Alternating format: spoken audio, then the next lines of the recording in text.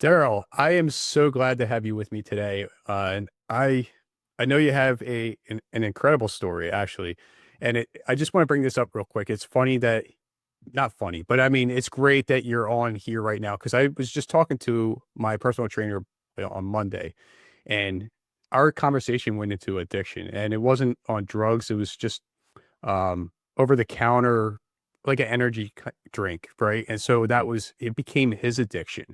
And so now he's like weaning off of it. Like, and I think it's Kratom, I think is what he's calling it. So like anybody can buy it, but it does something with your brain and all that stuff, whatever. He's into the health fitness stuff, so he understands everything. But the word addiction can mean a lot, right? And we could be addicted to good things too. And so I know you have a story that you would like to share about addiction in your own life and how you're reaching out and helping others. So before we get to that, I just want you to just start off with, sharing who Daryl is and what right now, what's exciting you the most. Thanks, John. Thanks so much for having me on. I really appreciate it. It's great to be here, man. It's been a little while since we originally spoke, so I'm very excited to be here. You know, my life, I don't think it wasn't too crazy getting started out of the blocks. It was I grew up in the Midwest, and my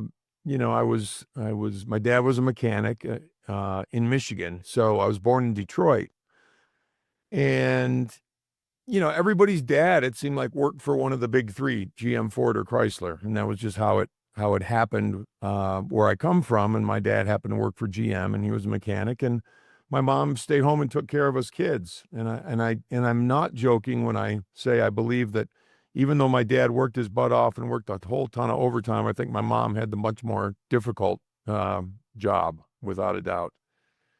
And it was a fairly, I guess, normal upbringing from what I can understand of it. My parents were both pretty strict. My dad was a fairly tough guy.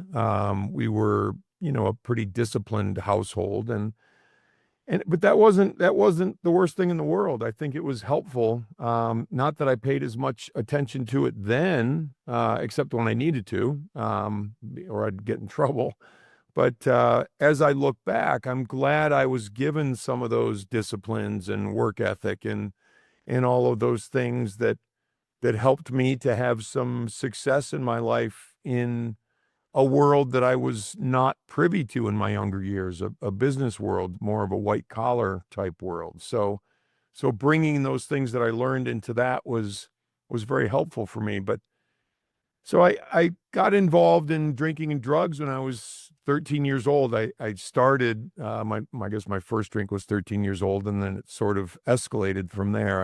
I won't belabor the story other than to say it was a long time ago, and it was a very progressive and quickly progressing thing for me. I got involved in drugs. I got involved in hallucinogens. I got involved in harder drugs. I got involved in dealing drugs. And along with all that stuff comes the protection of ourselves. And I'm trying to protect what I'm addicted to and protect what I think makes me feel good, which is, the drugs and the alcohol. So obviously that's not the preferred path that parents, teachers, or other folks in charge at that time would have wanted me to take, which is why, I became a liar and I became a cheat and I became a thief because I was trying to protect this thing that seemed precious to me at that time.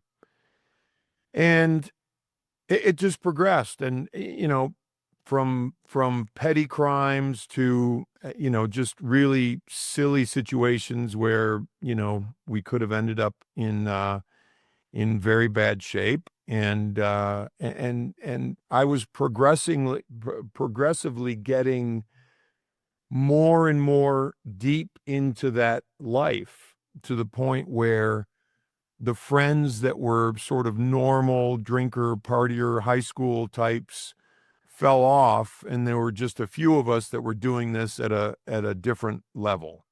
And it became very apparent, that was an issue for everybody that was around me. everybody that I was surrounded by. And when I was in the latter part of my 18th year, um, my parents basically did an intervention. They confronted me and they said they wanted me to talk to a drug and alcohol counselor. And, I tried to act like nothing was wrong, no big deal, what's the problem? And they just weren't having it. And they said, for more or less, either go talk to this guy or you're out, and just kind of get out of our life. And so I know I caused them a ton of angst and a ton of pain, and a lot of things that they weren't expecting from this kid who, in his younger years, seemed like he was relatively intelligent and pretty good at sports and that sort of thing, and just went down the wrong road, went down the wrong path. So that was probably the one of the scariest moments of my life, being found out, because everything I tried to do was hide. Everything I wanted to do was hide so that I wasn't found out. And then when I became found out, and there was the potential for being, even more exposed, it was very frightening. So it was probably a couple weeks hence that they said, go meet us at this place at this time, and we'll meet you there, and you go talk to this counselor, and they left it up to me, and I decided to go. I'm not certain why I decided to go, but I did, and I was planning on lying to this guy, and just the way I'd gotten out of everything, and I walked into his office, and the first thing he said to me was, "You can't lie to me. Don't BS me.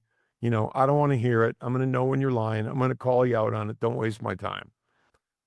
And I was 18 years old. I was intimidated. I was like, "Whoa, this guy's cranking me up pretty good."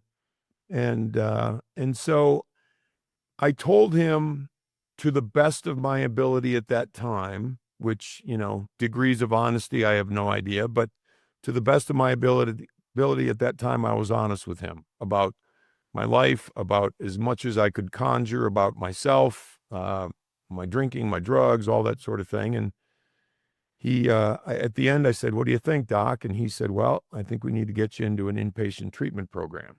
So that was the end of my old life. Just about. It was probably I don't know, a couple weeks or a month before I went into treatment, but that was the end of my old life, and the beginning of something completely new for me. Yeah. So I know, going back, you mentioned that you started doing all this at the age of 13, but what was the reason why you got involved doing drugs and everything?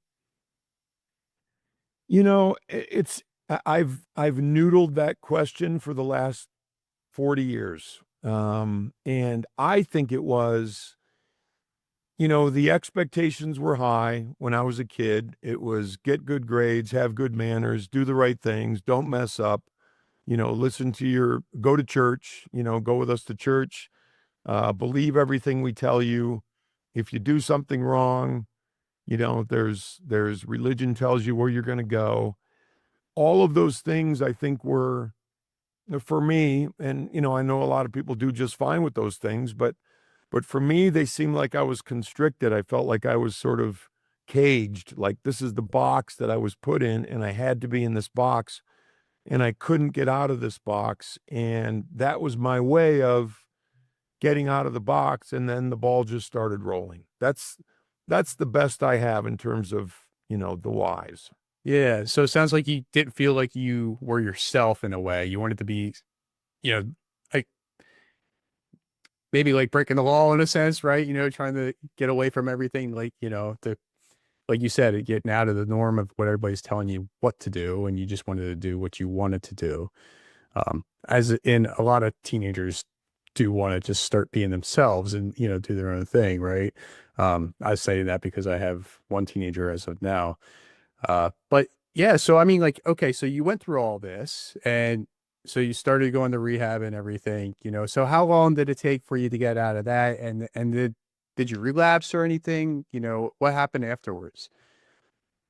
It was a 30-day inpatient treatment program, which I can't say that I remember a whole lot. I remember that we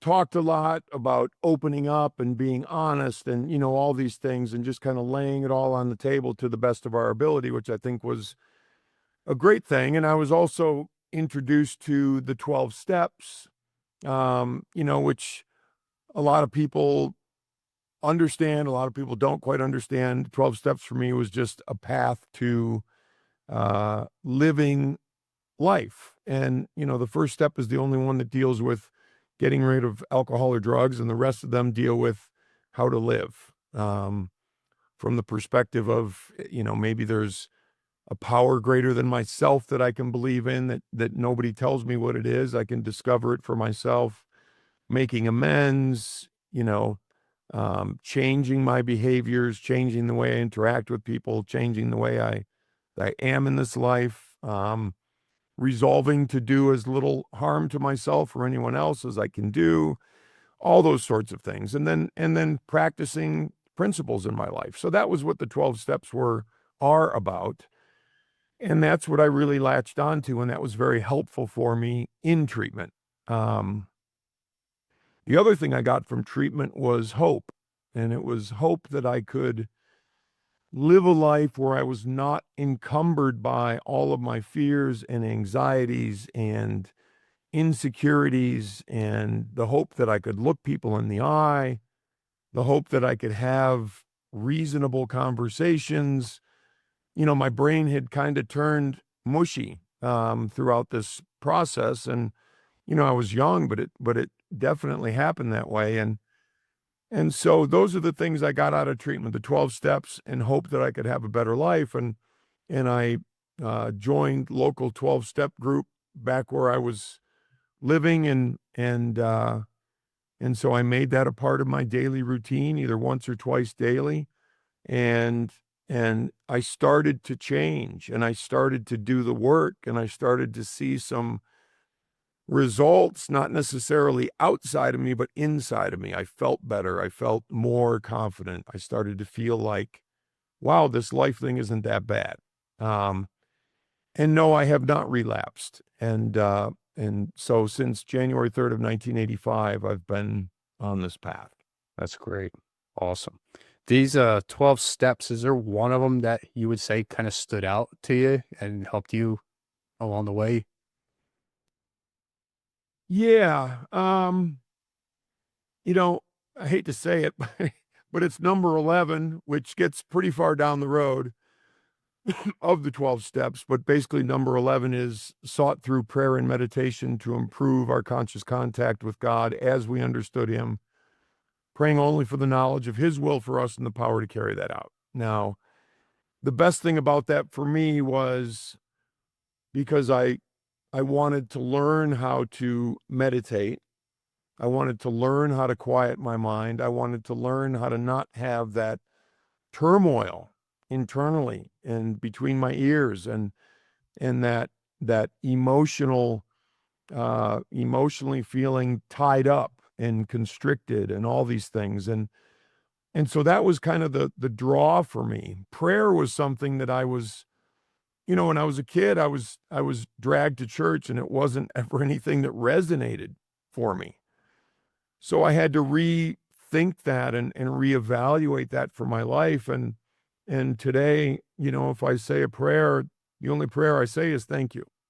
It's just gratitude, for what I have and from whence I've come. And so that's the one that hits me the most, because those are ongoing practices that I practice every single day of my life now.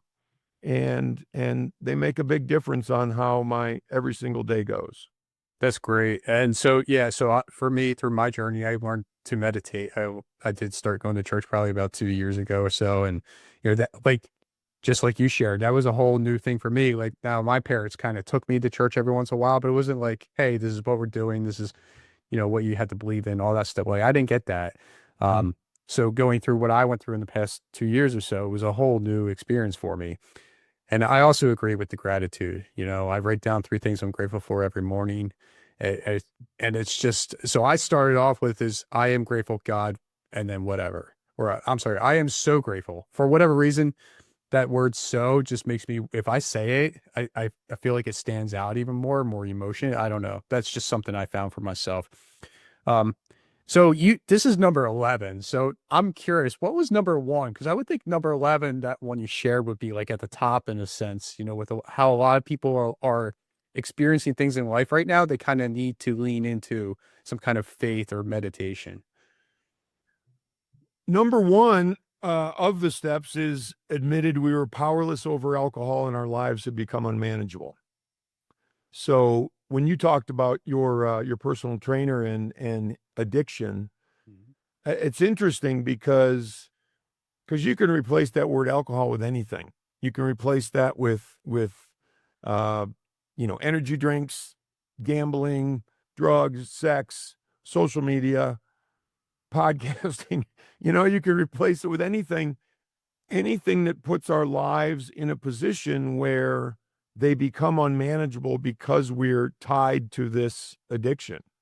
And other things suffer because we're tied to this addiction.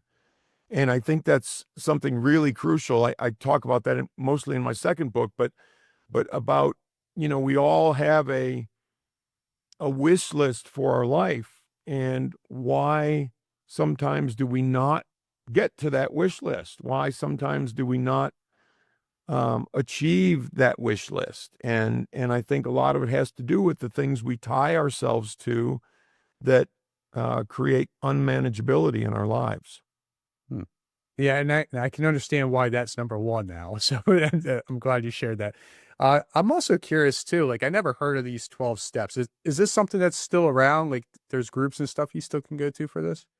For sure. Yeah, there's so many. When I was going, and I haven't been to a meeting in a long time, but when I was going, there was, basically Alcoholics Anonymous and Narcotics Anonymous.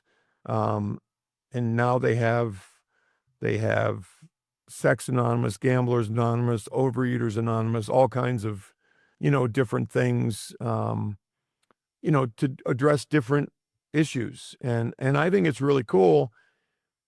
The interesting part is, though, that they're all based on the same principles. You do the same things to overcome the addictions, because the addictions are really just an outpicturing of the dysfunction in here. The addiction is just a symptom of the underlying issue. If I fix what's in here, the addiction part just goes away. I haven't had a desire for a drink or a drug or nicotine or anything else in probably 30 years. Yeah, it's all time. That's great too. Yeah. So I'm glad this is still around. It sounds like it's in all those groups. I wasn't aware of that. I just hear you said 12 steps, and I'm thinking, well, I never heard of these 12-step groups, right? So, Yeah. um, but yeah, so I mean, that's awesome that it's just way back then and probably before then, right? So it's something it still carries out and people can still use this and help themselves. I personally stopped drinking for about 2 years and 6 months now. Hmm. I wouldn't say it was because I was drinking too much. I mean, after through the stuff I was going through, I just got to a point where I didn't want to show up as that person anymore. I didn't want something to kind of consume me. So wherever I go in life now, you're gonna get what I am, right? It's Mhm. just this is what it is, and that's kind of how I've been looking at it. Sets a better example for my kids. Uh, what real quick with the way I grew up, my dad owned a tavern, so I kind of saw all the ins and outs, kind of through my teenage years, and some bad stuff, some great times too. But um, that's what led me to drinking at 22 instead of 21. But I didn't get carried away. I saw, like I said, a lot. I saw a lot of bad stuff than good stuff. But so I mean, so you had some books and stuff. You kind of expanded into.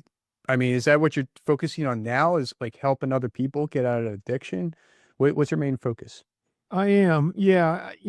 It's in there's a book in Alcoholics Anonymous called The Big Book, which is kind of stories, and it goes through the steps, and it talks about overcoming addictions, and first published, I think, in the late 30s, something like that. So, but in that book they talk about addiction and they're specifically talking about alcohol in that one, but it relates to anything, as a spiritual malady. And I look at it as, at that time, if you looked at it in today's language, they'd probably say, a spiritual slash emotional malady. And I believe that's true. I think that's what it is. So what I really want to do is help people wherever they are in life, whether it's addiction or whether it's other issues or whether it's, just not feeling like they fit or they feel lost or confused or, those kinds of things. I've written a couple of books, to try to help do that. I have my podcast, which I can't wait to have you on soon. And, those are the things that I'm doing. I'm sort of expanding now into, I'm going to be calling on drug and alcohol treatment centers to go and, speak, or, maybe if like my books can become part of the curriculum or whatever it is. So I've been given a lot, and I've been given a lot by mentors in my life, and I've done my best to mentor other people. And that's basically my entire focus now, is to help other people, create the life they want to live. Yeah. And so you experienced that addiction part to kind of get to the point where you want to just live, and now you're serving and helping others. Um, what about when did you start writing the books and start helping others then? It's a funny little short story, but I got married almost 20 years ago, and so I was about 20 years sober at the time. I was, dating my wife, and we were thinking about getting married, and I was relating stories to her of my youth and what I used to be like and what I used to do. And she looked at me and she's like, I'm not seeing it, that's not you. Like, what's up? And I looked at her and I said, well, remind me to write a book someday. So that was a long time ago. And it took me about 18 years to actually get serious about writing. Over the subsequent time, I was busier probably than I am currently. And, and I wrote probably 3 paragraphs over that time. And then when I finally decided, after COVID, we moved, we just had kind of a life change. And I said, you know what? I'm going to write a book. And so I sat down, and within somewhere between 2 and 3 months, I had the first book written. Because I can go about things in a way that is crazy, in terms of, I'll get in my office at 3 o'clock in the morning with my robe on and just start writing and not come out the entire day. That's kind of the way I do things. So, anyway, that took about 2 or 3 months. And then I said, you know what? I'm not done. And I started on the second book, and I wrote that book in another 3 months. And so both books have been out. The first book came out about a year and a half ago. The second book came out just a few months ago. That's awesome. Cool. And so where can somebody find these books at? The books are both on Amazon. The titles are When I Stopped Fighting, The Unexpected Joy of Getting My Head Out of My, I'll just say, derriere. And the second one is When You Stop Fighting, The Road You're On Is Your Own Asphalt. So those are the 2 titles. They can be found on Amazon. They could also be found on my website, which is Daryl Dittmer, DarylDittmer.com. Awesome. And I just wanted to bring this up because I have a lot of people come on and they share their journey and stuff. And I always find it interesting how we always have to go through something so terrible that we didn't think it was terrible at the time, right? To come out better on the other side. And I'm sharing this because of how you mentioned your girlfriend at the time and your wife now, that, that she didn't see that in you, right? You're this totally different person. And so I believe that you had to go through that to become the person you're supposed to be, right? And you can become so much greater. I have no idea what the plan is for you, but I think that's what happens to a lot of people, but they have to allow that to happen to them. So some people might shut down and, not seek help, or not, listen to somebody else, and they- they'll just watch TV or whatever. Right. And just curl up in a ball when, you know, something gave you this reason to go through this addiction and then get help. And now you're writing books and helping others. That's huge. It's a huge win. So you can help so many people just from the one experience you had. So that's great. Thank you. I appreciate that, John. That's the intent, and I feel very fortunate that I've been mentored by some really really phenomenal human beings, and in life and in business and several different things, and it's helped me a lot. So the only way that I can propel forward, that it has helped me, is to give it to someone else, and move that forward and give forward and give back. And I feel very fortunate to be in a position to do that. Absolutely. So yeah, so what you're doing is amazing. And then Daryl, I have one question I ask everybody at the end of the podcast episode here. So what are three key things you've learned and used along your journey? So there's the title of my books comes from a story, and it was my mentor when I was 19 years old. And I was probably 10 months, 11 months clean at that time. And I grew up wrestling with things. I grew up fighting. I grew up, with you got to be tough. You got to be, if you're struggling, swing harder. You're not hurt if there's not a bone sticking out, those sorts of things.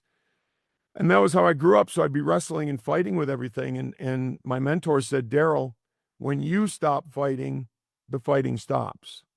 And that's why I titled my book that way, because it's all about what I'm doing. It's all about, my inward journey, not me fighting the world. It's what fights am I having with myself? So that's the first one. The second one is, a mentor told me, we've all heard the slogan or the saying, first things first, but he explained it to me and he said, Daryl, first things first, and the rest will be added on. And he explained that if you take care of your body and your mind and your heart and your soul, the rest is going to come. The rest will happen. You will have success in life. You'll get to where you want to go in life. Things aren't always going to go the way you want them to, but that will move your life forward. If you're not paying attention to one of those aspects of you, you'll likely suffer. And you'll continue to have to learn the same lessons in one of those realms or two of those realms or whatever. So that's something that I've carried with me, for a long, long time as well. And it's funny that these things change us, but they change us continually as time goes on. I think about those things that they told me, and I have a very different conception of them now than I did 10 years ago or 20 years ago or 30 years ago. And they matter that much more. And I would say, honestly, the thing that is crucial for me is to have daily disciplines, to have, my morning routine is I wake up, I do some reading, and I just love reading great books. I meditate, I do breath work, I do my gratitude practice, I exercise, and that's how I get my day started. And without the consistency of that discipline, my days are going to go however they're going to go, but it's what's going on in my mind and in my heart and in my emotions that's the variable. So if I set my day up the correct way, then all the stuff that's going around, in life is a lot easier to handle when things are set up in the right fashion. So those are the three things that I think are can be meaningful for folks, and for your listeners. Yeah, and they're all great things. So I appreciate you sharing that. And I agree on the definitely the last one with the discipline and the morning routine, because ever since I went through what I experienced, I've started a routine. I change it up here and there every once in a while, as I used it, but yeah, it sets the day, sets the mood, and you're not attached to your phone right away, right? You're you know. Right. I don't know about you. I wake up earlier than others so I can do what I want to do. I take my time, I don't push it and hurry up and I got to be done in an hour or anything like that. It's like I'll get done when I get done, and that allows me to not have that stress or anything either. Yeah, so discipline and more routine is a great way to start trying to change things. And your 12 steps, everything you had going on here, all great information. So whoever's listening or watching this, I highly suggest you reach out to Daryl or grab his books and give it a read and see what he has to say about addiction and changing your life. So Daryl, I appreciate you coming on and sharing your journey and all the experience that you had with the listeners and whoever's watching this as well. Thank you, John. Yeah, I appreciate you having me on very, very much, and look forward to staying in touch. Yeah, same here. Let's definitely stay in touch. Great. Thank you.